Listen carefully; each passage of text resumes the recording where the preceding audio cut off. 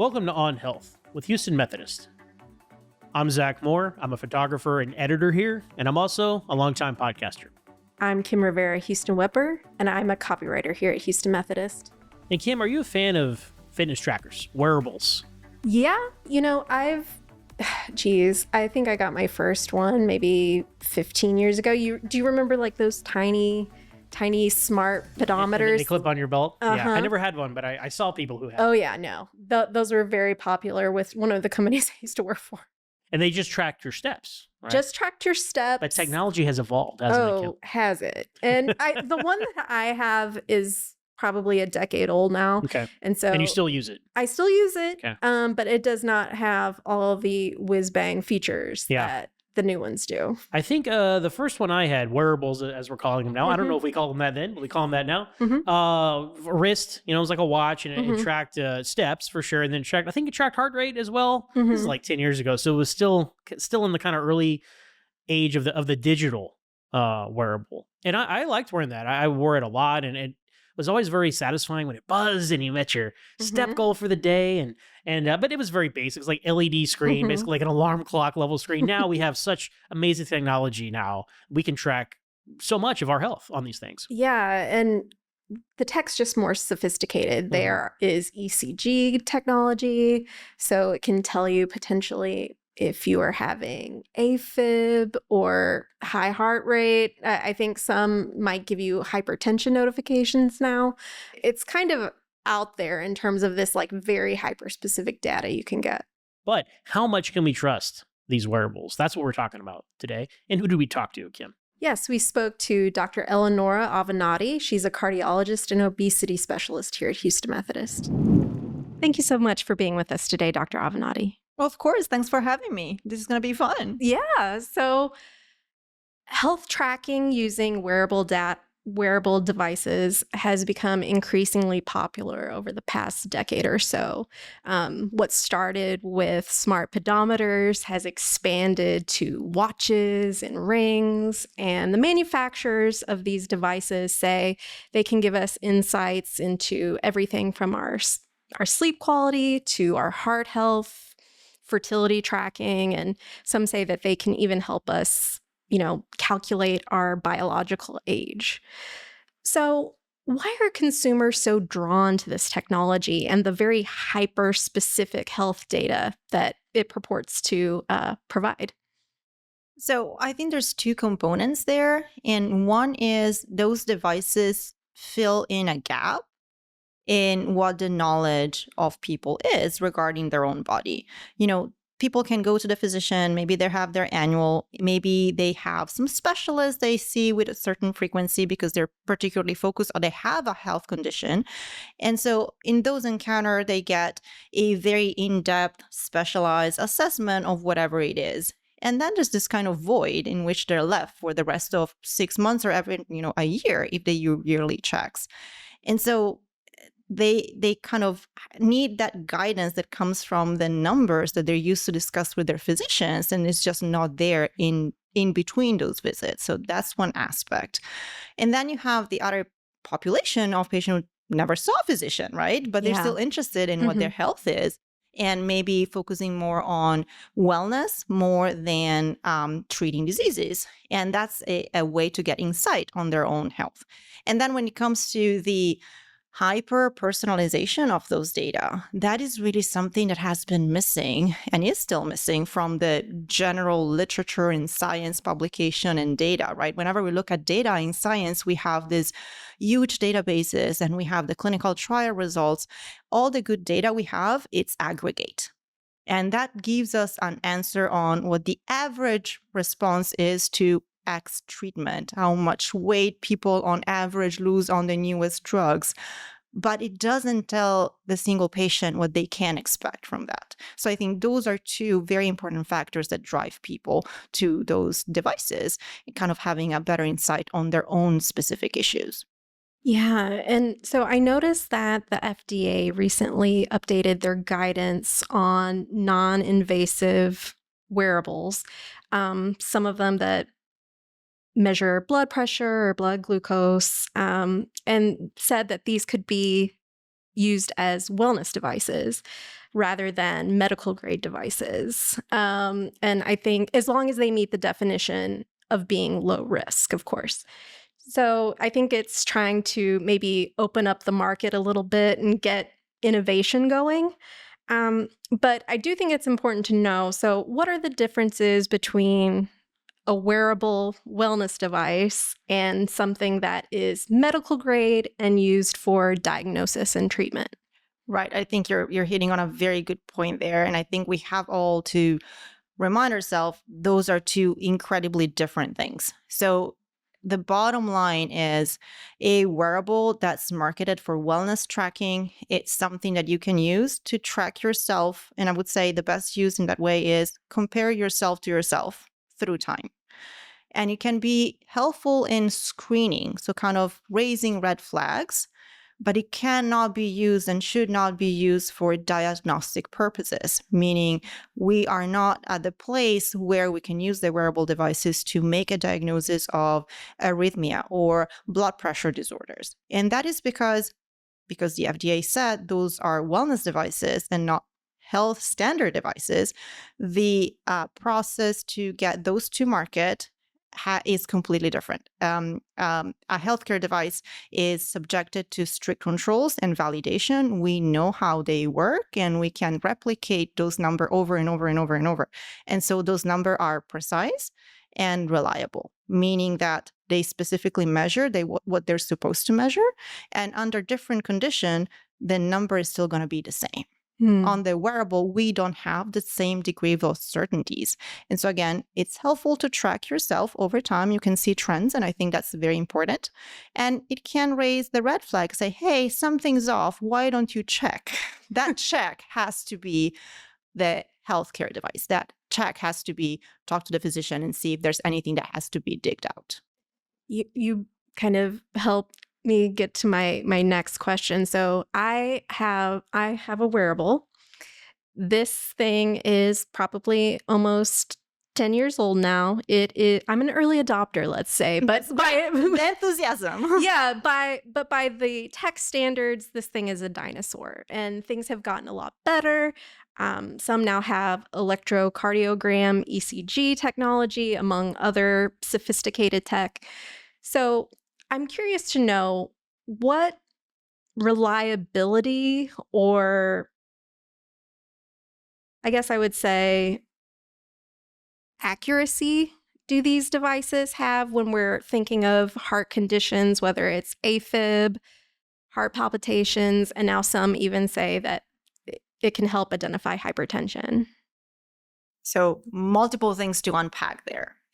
But let me start with the first, technology progress. Obviously, technology has boomed, and I'm not a tech expert. I'm the tech dinosaur, probably.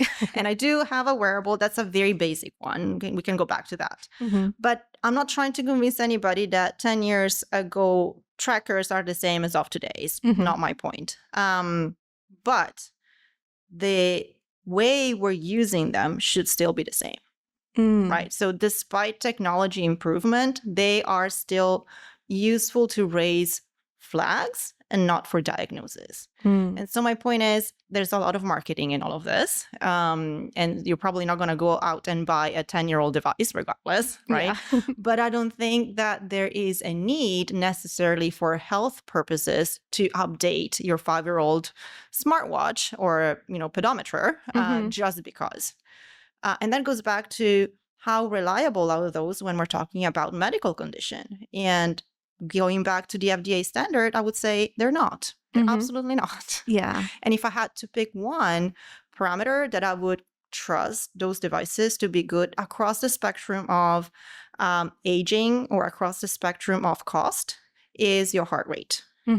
Because honestly, that's the only thing, mostly, those devices can directly measure. Everything else is derived in some way by some algorithm that combines the heart rate with the way you're moving around and the velocity at which your hands are moving if you're wearing it on your wrist. But the direct measurement is really just your heart rate. And so things like your heart rate variability, and how regular your heart is, those are the most reliable measures. on specific devices, the EKG has become pretty good. So those are the two things that I would focus. If a patient has a known arrhythmia, I still would want to have a full EKG to call atrial fibrillation, for example. On the blood pressure management, interesting, we had new guidelines coming out in 2025 by the AHA-ACC, so the big cardiovascular societies in the United States. And there was a specific paragraph saying that blood pressure measured with wearables is not to be considered clinical. So we should not rely on those numbers. And I'm saying, don't throw it away, but know that it's not a direct measurement. And the way it is extracted from the heart rate and pulsation, it's proprietary for every single device. And we have no insight on how those algorithms were created. And so not the best thing to do. Now, it raises a question, go talk to your physician. Absolutely. That's a good way of thinking of that. So really, heart rate is what is the kind of gold standard among all of these devices. Correct, because that's the only thing they do directly measure through basically the optic-like impacting in your vessels at your pulse level. They literally see the pulsation in your vein through some light.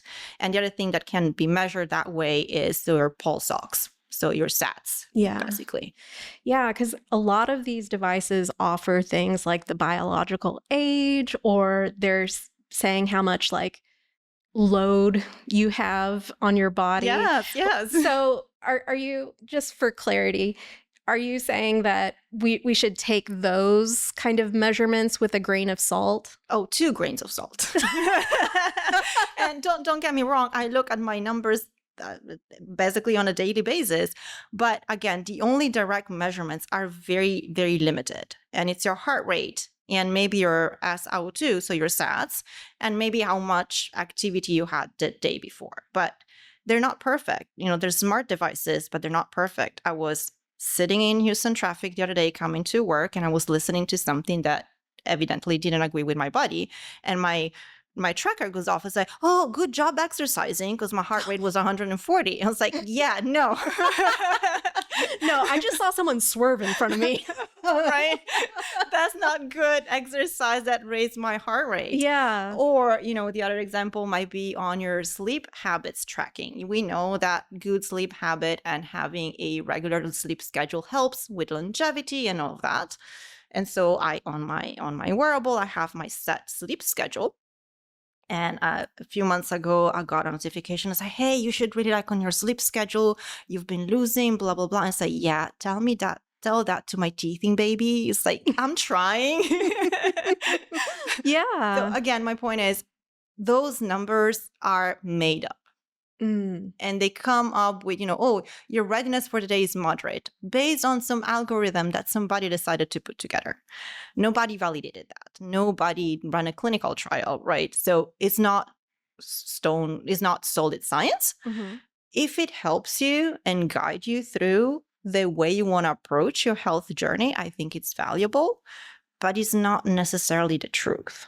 I don't know if that makes sense. No, it does. And, you bring up a great point about sitting in traffic and getting, congratulations on working out, these notifications that the wearables can give us.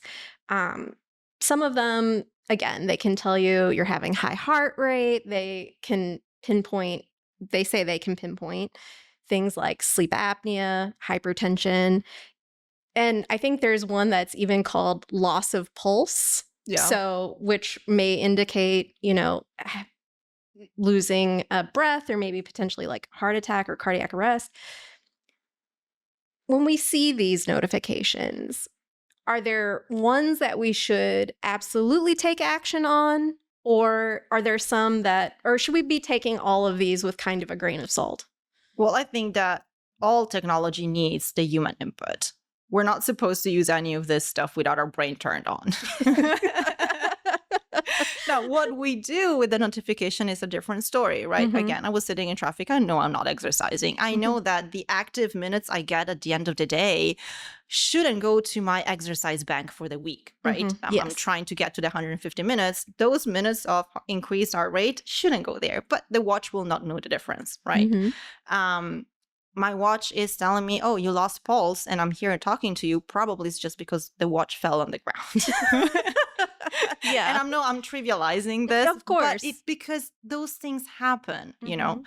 And so again, I think it very much depends on the education we provide to people, the public in general, and to our patients. If we have patients with known clinical condition that we know are wearing their devices. And so if I have a patient that has known atrial fibrillation, which is a pretty common arrhythmia, and it's pretty well picked up by the wearables, and I know that in the past, their episodes have been picked up by their watch, I'm totally going to tell them, please, if your watch sends you a notification, let me know.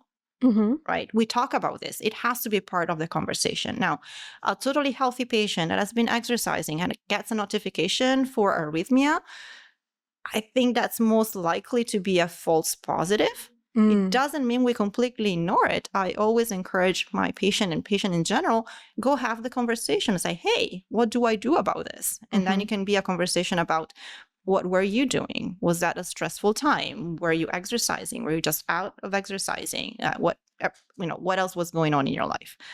So I would say all of this require a grain of salt, maybe two. Yeah.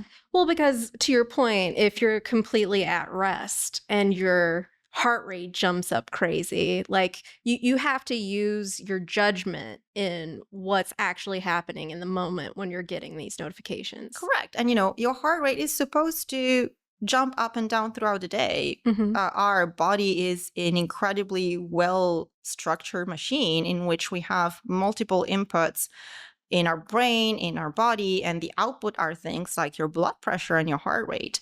And so changes in those are supposed to be there. Our heart is supposed to respond to stress and to anxiety and to fear and to danger. And that's its way to protecting us. And so the heart rate is important, and it has to go up and down. It's not necessarily a bad thing. It's supposed to happen. Now, again, within a certain threshold and a certain limits.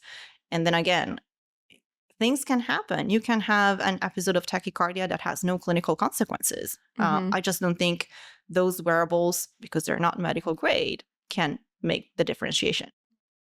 So AI is becoming a big part of our daily life. And whether we're using it at work or school or what have you,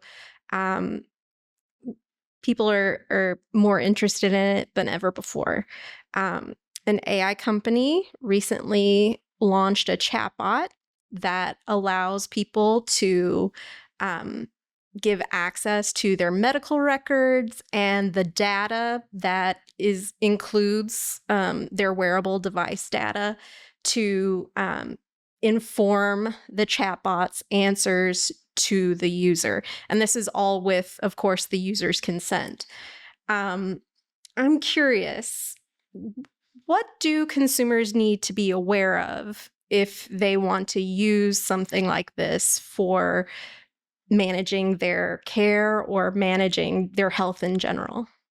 Yeah, that's a tough one. I would say, again, keeping in mind the difference between the wearable and the wellness purposes and the medical grade devices. I would not put those together. And so I wasn't familiar with the new chatbot for guiding wellness, but that's extremely interesting, and I cannot say that I'm surprised by it. Regarding concerns, I would obviously be worried about privacy issues. Working in a hospital system, we have all those layers of protection, making sure we don't share patients' information that are sensitive, because that can have an impact on their life insurance policies or their ability to find a job or whatnot. And so having that outside in an unprotected system worries me, just like it worried me when there was all that, interest in the genetic phenotyping and the 1, 2, 3 genes or your genotype, because they wanted to know if you had like a sliver of, I don't know, Spanish ancestry in your DNA. So that's a concern for sure. And the other thing is AI is an incredibly powerful tool that is definitely way better than the human mind at picking up trends and analyzing big numbers. And so in that, way, applying AI technology and analysis to all those data that the wearables are able to pick up, I think it's a huge potential. Mm-hmm. I would caution in the interpretation of those numbers without the appropriate background and knowledge, because it's a slippery slope. Yeah, and you bring up a good point because, I've been working in creating healthcare content for well over a decade now. I have learned quite a bit, but I know I'm not a doctor, and I know I'm not an expert like you and a lot of our wonderful guests that we have here on the podcast. So for us everyday folk, is there a safe way for us to use AI at this moment in a safe way when we're talking about asking it for medical advice or asking it medical questions? So first off, I just want to point out that knowledge doesn't reside with doctors only. Sure, of course. We're not the keeper of the knowledge. We don't necessarily know everything. Mm-hmm. And sometimes we should be reminded of that. So please do. There's a lot to learn. But I think that what medical training and practice gives you is a perspective that it's harder to pass. And it's also a deep being aware of the fact that you don't know all the answers. And being able to live with that uncertainty and pass it on and have a discussion with your patient.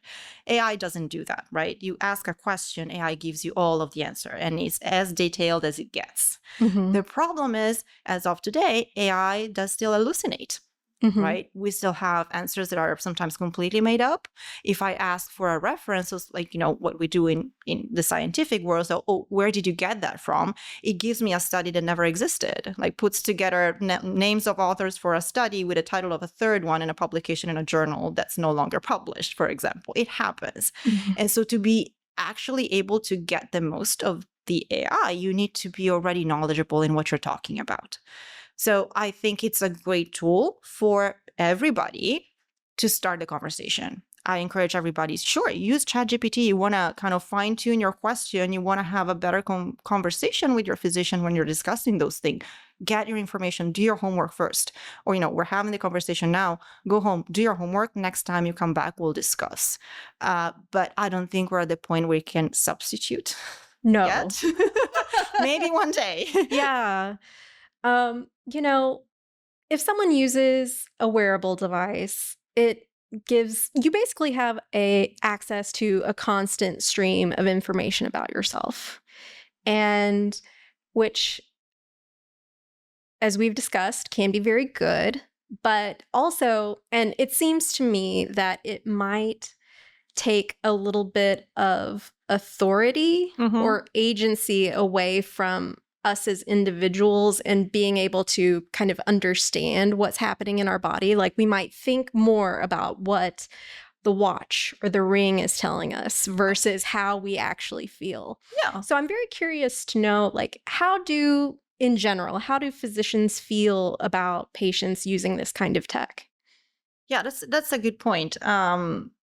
There is a tendency for some people to kind of, yes, you're right, relinquish decision-making to whatever metrics they're looking at, right?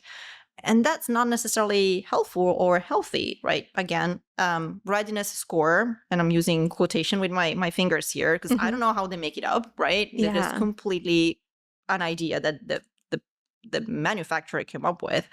The other day, my readiness score for the day was a little bit lower than usual because it was only moderate. And it was like, oh, you should probably rest today. I said, listen, watch, this is the only day I have to exercise. Yeah. Because my week is otherwise packed. So I don't care. I'm going to exercise regardless. And thank you for letting me know that maybe I'll be feeling a little bit more tired as I do my routine that I would have otherwise felt, and I'll take that. Yeah. But again, we should use this as an extra input. It's a window inside our body, and we should interpret what the numbers we're seeing in the context of how we are feeling. And the other thing that I sometimes worry about for my patient is that at some point they would tend to compare their numbers to somebody else's number. right? Oh, I am exercising with my buddy and their heart rate goes up to X and my heart rate only goes up to Y. Am I getting the same benefits they're getting from the same exercise? Should I be pushing harder? Or my heart rate variability is lower than theirs, or whatever it is, right? This is not the way this is supposed to work. This is your own body. And so tracking yourself over time is going to get you the most insight, and it's going to tell you whether maybe the lifestyle changes that you're wanting to implement or have been implementing are working to your benefit, right?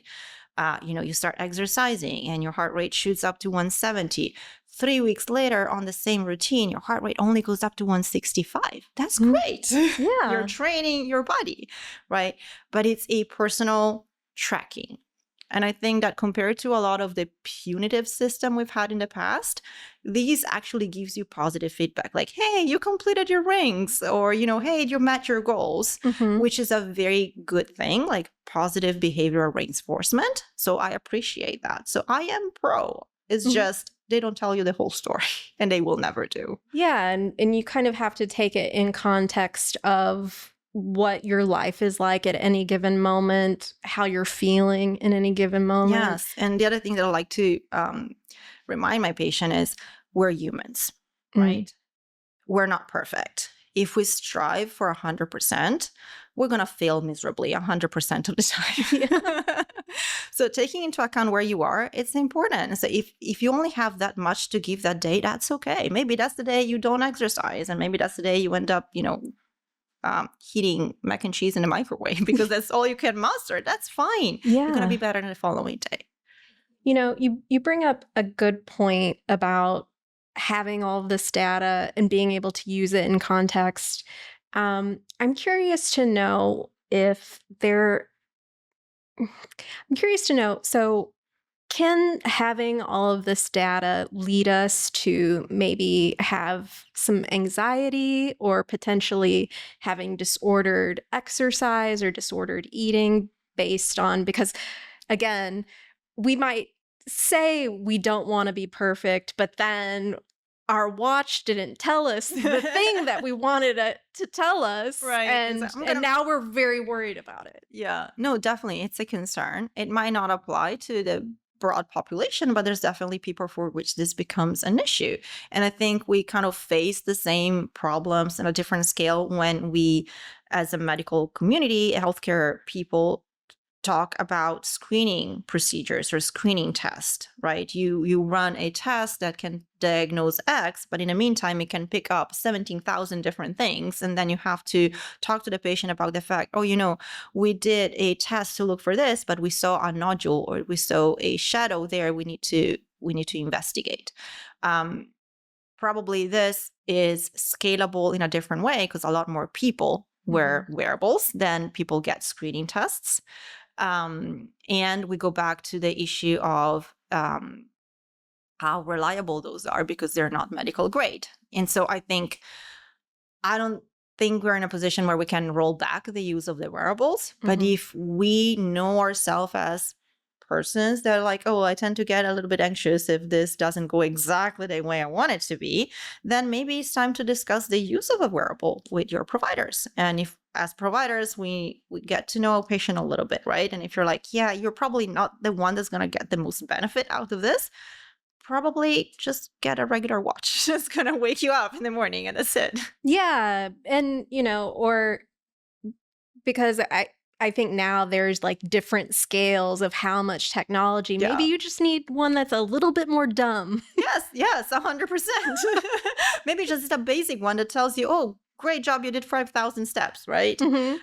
Instead of telling you all these fancy things that, again, are not necessarily true. Yeah. And kind of to that point, you went into it a little bit before, but how can we make sure that we're using this technology to our benefit and still not lose that connection to our bodies in terms of what we're feeling, and still maintaining that ability to stay in our bodies, for a lack of a better phrasing. Yeah, geez, that's a lifelong commitment. This Yeah. is mindfulness. This is realizing you are a unique person with unique features. And those features now, some of them at least, can be measured, like your heart rate at rest, heart rate when you're exercising. But those are not the one defining you altogether. And it is just part of the conversation. So first off, those are just numbers. They don't tell the whole story, right? No number on itself tell the whole story. Yeah. So you always have to keep those in context and in the setting of who are you and what you're doing and what your goals are. And then once you have your goals, if you're changing things here, you want to maintain things, then use those numbers to help you guide you. It's like, I want to improve my fitness. Great. What does it look like? If I'm doing absolutely nothing, which happens, then deciding that, okay, I'm just going to pick one thing randomly. I'm going to start walking 3,000 steps a day. That's a great goal. And the wearable can actually help you get there, right? Because it can track how many steps you did. If your goal is, I want to, go to the gym 3 times a week, your wearable is going to tell you, hey, you slacked. Yeah. But again, we have to be able to maintain the flexibility. More importantly, remembering that it's not the whole story. Well, and then I think another important point too is maybe acknowledging, because we should be tracking just ourselves. Yes. And measuring ourselves over time, but also maintaining grace, because our bodies are going to change whether we want them to or not. Yes. Especially if we don't want them to. I tell all my patients, short of turning back time, and I don't have my wand with me today, so we're not going to be able to do it. Aging is part of living. And so I think that going into the mindset of getting the most at every stage of our lives, maximizing health, right, is really where we should be focusing. We haven't cracked the code for eternal youth yet. And so we'll have to keep that in mind. And again, what worked for us 15 years ago will not work for us now, and will not work for us 10 years down the line. So we have to be mindful of that too. Is there, when you're counseling patients and maybe they're considering getting a piece of device like this, how do you usually counsel them? If they say, oh, I'm thinking of getting a smartwatch or one of the rings or whatever, what do you talk to them about? So I usually ask them what their goal is. So why do you think you're going to do that? And some people are just, oh, I'm just a techno geek. I want that because everybody has it and it's super cool. Great. Mm-hmm. Because again, the way I can help and support them will be widely dependent on what they're looking for. Right. And if the idea is, oh, I want to, beat my buddy and have my heart rate go less higher than he does, this is not the right way to do things. Or they're like, oh, I am worried about arrhythmia running in my families and I want to monitor, I'll say, okay, then maybe we should probably have a deeper look, see what your current situation is with a couple of non-invasive low-cost tests that are medical grade, everything's fine there, then sure, have a monitor. And if pick up some red flags, we'll have a different conversation and we'll do a deep dive again. But I really think it depends on where they're coming from. Yeah. And so often in medicine, we come to those conversations, or other conversation for that matters, with a very structured, preconceived idea. It's like, I have my mindset and I'm going to talk to you about this. And maybe that's not completely different from what you were expecting or wanting to go to. So I think that taking the time and talk about what the actual thought process is and the goals makes the conversation so much productive. Yeah. And then, maybe before just hitting click to buy on the website, interrogating for ourselves why we want to use this technology. Yeah. And maybe consider and pause for a second. What are the downsides of that technology? Am I somebody that's going to be easily stressed about a message or notification about something off from that wearable? Do I have the mental bandwidth to stop and think that not might be true, right? Yeah. Did I have the conversation? Do I understand what those numbers are telling me? Yeah. Is there anything that we haven't talked about that you would want our listeners, our viewers to understand about this topic? Because it's pretty big, and we also talked about AI, and that's a whole bigger issue. Bigger issue. Yeah. No, I think we covered it to the extent that it was reasonable, in small pieces that I hope are digestible. But again, kind of, if I had to summarize, these are incredibly good tools that needs to be used with 2 grains of salt, and they're not medical devices. It's a really good reminder, because I think we all get our notifications and may think we're dying. Hopefully not. Hopefully not. But you know how sometimes you can be like, oh, I didn't sleep well. The sky's falling. Yes, absolutely. So those days I just can't get out of bed. Yeah. But this has been a great conversation, Dr. Avenatti. Thank you so much. Thanks for having me. So, Kim, what was your favorite takeaway from your conversation with Dr. Avenatti? It made me chuckle when she talked about getting the high heart rate while she was in Houston traffic. Yeah. We can all relate to that. Oh, I certainly can. And I think it's important to remember you can't basically blindly trust these devices. So if you're getting a notification that you just did a great workout and you're sitting in your car in traffic, you have to take all of this in context of what's going on in your life and with your general health as well. Well, it's always amusing when you're kind of looking back, like, what was I doing at 4 o'clock? And I'm like, you weren't like, hey, nice workout. I'm like, what are you talking about? Like, obviously I was very stressed out or something was going on. Yeah, It I was was a tough in a meeting I or don't know. something. We both say meetings. Yeah, so obviously there's that, but there's also like, there is the human element to it, right? As she mentioned herself, right? It's definitely the human element, and these devices and the data should be able to enable you to track your health over time and track you against you, not tracking you against someone else. Yeah. Like, I think It's a very important point. yeah, and so it's about focusing on your own data. And maybe if you're paying a little too much attention to your own data, maybe, and it's stressing you out, then potentially wearing a wearable or a smartwatch or ring or whatever, it just might not be for you. Yeah, well, we all want to know more about ourselves, right? We're obsessed with data, right? But sometimes some data can be too much data, right? And you can turn off certain settings. You don't have to check every setting it offers either. So that's an option for you as well. So things to think about with wearables, right? I do want to ask you though, after having this conversation, talking about the leaps and bounds of technology over the past decade, do you want to upgrade your wearable? I do. I mean, the one that I have now is probably considered dumb by the today's standards, but it's still chugging along. It still updates. Hey, So if it's still updating, I think it's still okay. that's But the rule. I feel like I'm sort of a data agnostic person where it's just, I'm interested in it, but I'm only interested in it in a very like finite time, I guess. So I might want to look at it before I have my annual physical with my doctor, but otherwise I'm not sweating it because it's just too much. What about you?